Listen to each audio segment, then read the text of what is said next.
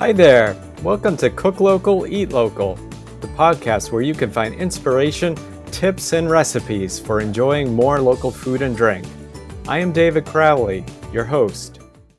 In today's episode, we'll be talking with Kelly Jensen about what to do with this week's veggies.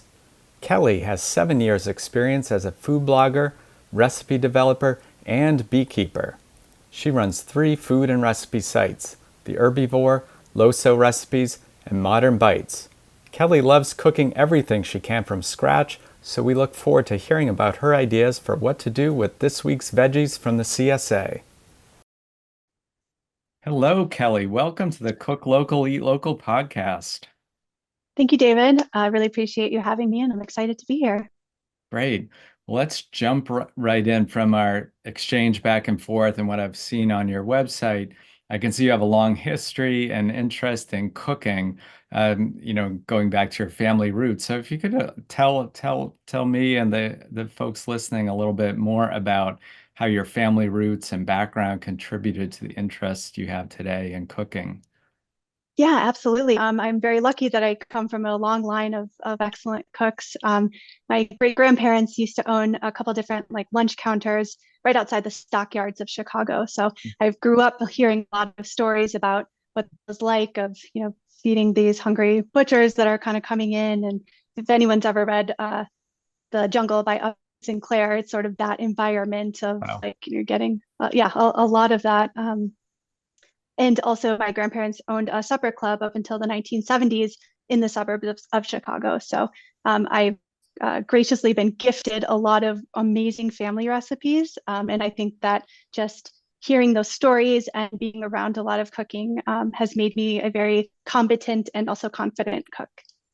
Oh, that's great. Great to have those roots to build on. And as you were talking about that, the restaurant in Chicago, I have to think I just started watching the latest season of The Bear. I don't know if you've seen that. Set in Chicago, Not yet, no. restaurant. Oh, you might want to check it out. But anyway, I'm not here to plug serial shows on TV, but to talk more about your interest in cooking and what you bring to the table. So.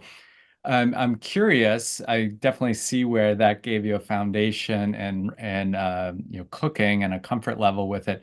As I peruse your site, I can see you have quite the strong commitment to very eco-friendly lifestyle. I understand it looks like you're gardening. I don't know if that's all your food, but at least a good amount of your food is stuff grown Yes. right on your property. So that seems like you've come a little ways from the roots in a restaurant outside a stockyard in Chicago. So curious to hear how the current interests you have and that you write about on Herbivore have come to be. Yeah, absolutely. And I think another really big part of my cooking journey is that I was a student for so long. So like I did my undergrad, I spent 5 years in graduate school, which is what brought me out to Massachusetts and the East Coast in the first place. And I think just having to cook on a budget for so long has made me like Mm, really mhm. creative of like, okay, what ingredients do I have? What can I make with them that, still makes me feel good? So I'm not just eating, instant noodles every day, like, other people, other Yeah, students do right. sometimes. So, that's been great. And then in about 2017, we bought a property, my husband and I, that is over 10 acres. It's in a more rural part of Massachusetts, so not really in a suburban area. And yeah, we kind of dove right in. Like we started gardening and beekeeping. We do a lot of composting, things like that. So I think just having natural access to so much great, stuff around here and then the things in our garden really helps me build seasonal and fresh recipes all year long. Oh, that's great. Yeah, I know. I can see you must be further out of Boston than I am to have 10 acres. Yeah. That is not common. I'm about 10 miles north of the city. So, yeah, 10 acres here would be almost unfathomable. So that's great. I can see it's a nice natural evolution. And definitely there's nothing like, yeah, needing to be frugal in college or grad student days for sure. Yeah, that's a great training ground. I feel like long past college now, but I feel like I still value like, free food or getting deals and Yeah, stuff like that, and so which comes in handy now as food prices have been going up along with everything else. So great skill to absolutely. develop for sure. Well, let's dive in. I know we'll circle back to hear more about some of the things you feature on your website, but as I explained, a big focus here on Cook Local is to brainstorm ideas for what I and others who do a CSA or maybe have a garden or visit farmers markets can do with what is fresh and local. And good news is both being in Massachusetts, we're probably looking at similar baskets or of produce that are coming into our homes these days. So one of the first items I'm hoping you might have a new idea or two for me about carrots. I know I have a couple different food share things I do, and there are definitely times when I get a lot of carrots and a little backed up in carrots. So what ideas do you have for us for making good with the carrots? Yeah, well, carrots are fantastic with a lot of other vegetables in that you can use the root and then also the greens, right? You want to use as much as you can there. So with the regular carrots, what I love to do if I'm using them in a recipe, is actually I like to roast them first. It gives them a lot of flavor. You can add different herbs, spices, and then when you have those roasted carrots, you can make, roasted carrot hummus, flavor your hummus that way. I like to roast carrots and blend them into soups with like lentils. I have a great French carrot and lentil soup recipe that's That really sounds really good. simple. It's fantastic. Yeah, it uses herbs de Provence, some French spices, Mhm. and then it's puree, and you can stir in some coconut milk or cream, depending on your dietary preferences. So I like to do kind of more roasting of the roots. And then also I have a really fantastic carrot top soup recipe, which again, Oh, you okay. cook the greens, blend them very well. Sometimes they can be a little bit tough. So, cook them, blend them. So you're using just the whole part of the vegetable and kind of reducing your food waste. Oh, that's a great idea. I have started doing chimichurri with the carrot tops because it actually Nice. very similar in flavor profile, but when raw to parsley, or at least similar enough qualities that it substitutes pretty well for the parsley. But certain things, sometimes you find one good use for something like that. That's before I wasn't using it all, and I think, oh, this is great, but it's good to have some other options. So I'll definitely check out Yeah. that soup recipe. The other comment I wanted to make that I found interesting is, I generally lo really enjoy roasting vegetables. I don't do that as much with carrots, because I tend to often just like if I'm making soup, just chop it and, put it in the saute with the onions and stuff. But I could see that bringing Mhm. out more flavor, especially like that lentil soup you mentioned. You start by roasting them in that recipe? Did I hear that Yes. right? Yeah. Okay. Yeah. You Oh, can I also like air that. fry them too if you don't feel like turning on your oven. I know it's been pretty hot Oh, here in yeah. Massachusetts. So just want to throw that out there. It's not just Oh, oven. that You can is a good also idea.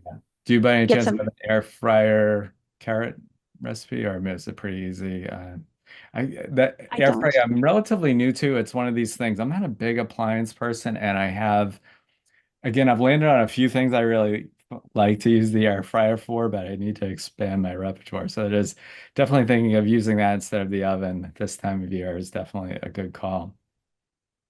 Well, we don't want to spend our whole time talking about his carrots as much as some people might want to hear us do that. Let's move on and talk about, mixed greens are another item, popular these days at farmers markets and CSAs, and I got some in my CSA this week. So, and I understand you have some ideas and maybe a family recipe or something in your back pocket for those. I do, yes. I love salads, especially like you said, in the summer when it's hot and I don't feel like making uh, a meal using any type of heat, right? So salads are a great vehicle, especially for homemade dressings. I do not buy bottle dressings anymore. Salad dressings are probably one of the easiest, lowest effort hacks that you can make to really elevate your cooking. And they're ready in about 5 minutes. And the reward of that is just astronomical based on what you can get at the store. So I do have my family's apple cider vinaigrette recipe. Which you'd think, oh, that's simple. There are a lot of apple cider vinaigrettes out there, but this one just for some reason hits like every single note that you want in a vinaigrette. It's my favorite dressing. And when I entertain, I've also made it for friends who just like set me aside and be like, oh, I need to have this recipe, which then I can, just send them Oh, the details on sounds my great. website. But yeah, it's gotten just rave reviews from everyone. So if you want more of a basic salad like that, vinaigrette is great. I love adding fresh fruit to my salads this time of year. So Mhm. sliced strawberries, even like apples and walnuts as we get into like the later part of the summer and fall, pair really well with that vinaigrette too.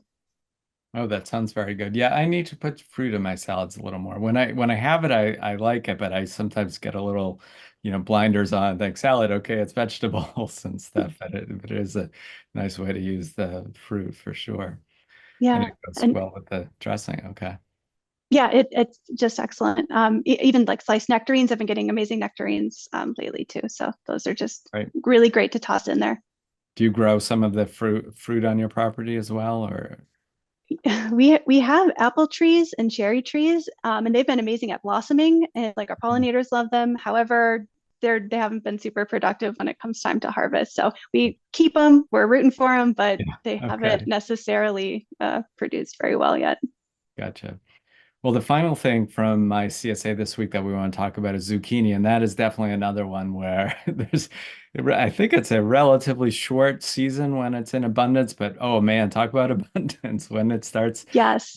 coming into season. You're gonna have a lot of zucchini on hand. There's a good chance. So, love to hear what ideas you have for the green squash. Great. Perfect timing. I just picked my first zucchini from the garden today, and it's a perfect one. So, one of my favorite recipes is zucchini with penne. It's a very simple sauce where you saute the zucchini in butter or olive oil, add some garlic, add some fresh basil, some fresh thyme, and then top it off with Parmesan cheese. Toss it with fresh pasta. It really features the sweetness of the squash, and it's just a really nice light summer meal. So want to definitely do that when I want to use my zucchini if I have a lot of it. Also, I want to give a shout out to like freezing vegetables. I feel like in the food space, we talk a lot about preserving and like canning and things like that. But freezing zucchini is actually one of my favorite things to do. So I would Okay. wash it, trim the ends, and then just dice it small. And then I store it in like freezer bags. And then I use it all winter long. Just having that ready to go, it freezes well and is so good in soups and stews. Oh, that's a great idea. That's interesting. I wouldn't have guessed. I certainly do that with certain vegetables like broccoli, and some other squash like butternut. Sometimes the recipes, sometimes I'll get a big one and I don't need the whole squash. So I find those I get in, but somehow I thought maybe zucchini would have too much water or something. It comes out, well, it comes out of the freezer fine. It sounds like, okay, I will definitely have to Yeah, try that. Especially if yeah, I guess if you're putting it in a soup or something, it's a little less significant. Okay. Great. yeah, or Well, like a sauce. yeah, right. Those are great ideas because I think you said I noted on your website you're doing mostly plant-based meals, but maybe mixing in some other things as well. I do, yeah. So my main site, the Herbivore, that's primarily vegan, vegetarian, plant-based recipes. And then I do have two other sites that are a little bit more specific. I run losorecipes.com, which is like very dietary specific for low sodium and salt-free cooking. So Yeah. we do have a dietary restriction in our household. And I found that there's not a ton of resources out there for how to teach people to cook without salt, which, as you can imagine, can be pretty difficult sometimes. Right. Uh, and then I also have another website called Modern Bites, which is more of like updating classic recipes with like newer ingredients or newer cooking methods using the Instant Pot, air fryer, and Yeah. I've been trying some copycat restaurant recipes there as well. Well, great. Well, that's a nice variety of information you're maintaining there for sure. Yes. Now, I was curious, when you describe, that using the term homesteading, I have to say, I think of, big rolling, something in the prairies in the Midwest or something when I think of homesteading, not somebody in Massachusetts. So tell us more about like what that term means to you and just also how you came to embrace that. I mean, you did explain a little bit about getting the property, but I'm kind of curious in terms of Mhm. using that term if you're connecting with a community of folks that are kind of embracing that and just like to hear more about it. Yeah, so there are a lot of, I guess what we call like homesteads in our area, and a lot of those have like farm stand components. So it's been neat to, go to a homestead down the road and kind of get fresh produce from them. So yeah, in terms of community building, the town I live in is a right to farm community. So Hmm. there's a lot of that in the area, and we've always called this a homestead because I think the previous owners of our house and land called it that when we were looking to buy it, and we're like, oh, that's the perfect word for this, Yeah. because we're really trying to connect with the land and do things that make our ecosystem a little bit healthier. So whether it's like beekeeping, gardening, we chop and split our firewood to heat our house in the winter. So yeah, I think it's just that component of having a lot more of a connection with your land and your property rather than like, oh, this is the house I live in, and that's it. Yeah, that makes sense. Great. That's a good, simple way to think about it. Speaking of simple, now, I mean, it seems like you've taken a very holistic approach to, preparing food and taking care of your land in a way that's very, friendly for the environment and healthy. If someone's listening to this who is, has that, is aspiring to, be more environmentally friendly in what they cook and stuff like that, are there one or two kind of simple steps you might advise short of buying 10 acres somewhere like you did? Yeah, no, absolutely. I would say the biggest thing, especially for me and maybe other listeners out there who are doing a lot of cooking, is really embracing more eco-friendly lifestyle uh, tips by reducing your food waste. And I think there's kind of three big components that I like to think about with that is how you source your food, how you cook and use your food, and then how you discard of any scraps. So in terms of sourcing the food, like obviously buying local, trying to kind of cut out any of those like longer transportation items that you might get from another country. um, there's also a lot of really great, like, not perfect produce options out there too if you're kind of in an off season from a CSA, and you're not getting a lot of local options as well. That's a great way to reduce food waste, is maybe buying something that's a little bit too small or too big to be sold in a conventional grocery store. So we try to do that year round, supporting our local farms when we can, and then also supporting companies that will take this not perfect produce instead of just tossing it or throwing it out. Yeah. Oh, that's a great idea. Now, where are there specific places you find that, or is it just kind of going to like a farm stand to find that sort of less than perfect produce you're talking about? Because my understanding is I think some grocery stores will kind of call that, and I don't know if they just put it, I don't know what they do with it. I fear it's just going into Yeah. trash and then landfill in some cases. Yeah, I mean, you can definitely talk to your local farmers. But then if you also look online, there are like companies that ship nationally Hmm. that will kind of save that produce, like you said, that may be discarded from your local box store, and then package that for a little bit more inexpensively than you would get this like beautiful shiny apple. It's okay, maybe it's a little small, maybe it has a ding in it, but it's Yeah. still good food. Oh, that's a great tip. Cool. And you alluded to it earlier in the show, but if you mentioned you're keeping bees as well, and doing that, and Yes. it's like to hear, is that a new thing? Is that hard to do? Or, tell us a little bit more about how that's working for you. Yeah, well, back in 2017, when we first bought our land, we really wanted to have some sort of an animal component to it. So we were thinking, oh, do we want to start with chickens or goats? And then just very randomly, I got kind of wrangled into this beekeeping talk that I Oh, was attending. It was just an hour long. It was by a local beekeeper. And I walked out of that hour-long seminar. I was like, oh, I'm going to do this. This sounds fantastic.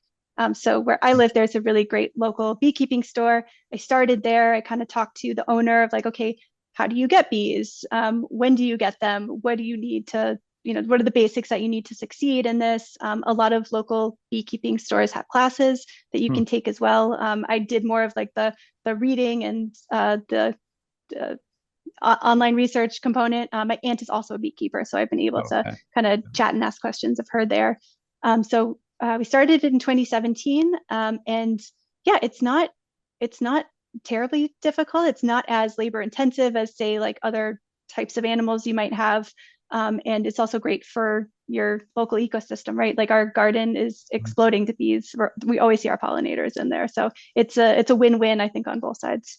That's great. And does it generate a significant amount of honey, or is it just like enough for your family consumption? Or Yeah, I would say, we've had anywhere from like 2 to 5 hives. So when we're getting to the five stage of it, we are getting a pretty big abundance. However, it does depend on how your bees are doing throughout the year. Like you Okay. want to make sure that they have enough honey to get through the winter, right? That's like that's the goal, right? You just want them to be self-sufficient. So if we feel confident that they have enough, and we're like, okay, we can take a couple extra, frames of honey. We might get a few jars from that, then we'll do that. But I think for us, it's just more about like the journey of beekeeping and tending to the animals rather than, oh, hey, we get honey and also beeswax from that. Yeah. So yeah, it depends on how it goes every year. Right. Okay. That makes sense. Great. Now you've shared a lot of good tips already, but I'm guessing you might have a few more in your back pocket. I don't know if, for other listeners that are looking for new ideas or other ideas for trying to eat more fresh local food, any other tips that we haven't covered that you would like to highlight? Yeah, so one of the things that I think one of the really big benefits of being in New England is that, we have a lot of really great local and coastal stores and markets. And so I'm thinking specifically like there's a really great seafood restaurant that we love to go to in New Bedford, Massachusetts. So Mhm. instead of just going there for the food every time, I actually have asked the server and the chef, hey, where do you source your seafood? Where do you source your produce? And then, we would then go directly to that like local um, farm or stand if they do have like a retail component. So that's how we found our favorite seafood store that's in New Bedford. So That's if great. you are at a restaurant, definitely ask your servers, hey, where do you get your ingredients? And then maybe try to go directly to the source instead of, paying to cook out all the time. Yeah, that's a creative idea. I hadn't thought of that. I mean, and some restaurants are pretty intentional about sharing like where, farm to table type stuff where they're encouraging that a little bit, but sometimes, other places might have that info if you ask. Right. Um, before we totally wrap up, we've been talking, you mentioned earlier some tasty ideas, but I'm curious just right now, thinking about what's fresh and local here in July. So give us an example of a delicious meal you've had lately that really leaned into the local themes. Oh yeah. So we just got a ton of garlic scapes from our garden. Like we Oh yeah. planted about 200 bulbs last fall. And so we just harvested all the scapes. So I baked some garlic scape bread. That was the first time I Hmm. tried that, which was delicious. So it's like garlic bread, but you get it in every slice, which is great. Not Oh, just the okay. topping. Huh. And then also I made hot sauce with the garlic scapes. So it's hot sauce or the scapes chopped up in a food processor with I use jalapenos or any, pepper, depending on your spice preferences there, a Mhm. little bit of salt and vinegar. Super simple, but delicious. And we have jars that'll probably last us to the end of the year now. Oh, that does sound very delicious. Okay, great. And the scapes. No, not I've gotten them just recently, in fact, but that is the top part of the bulb still grows after you pick them. Do I understand that? Yes. Yes, Just that's break down and correct. explain for people that maybe see, like are like me and just get the part that's edible, like sort of how that goes from being in your garden to what we eat.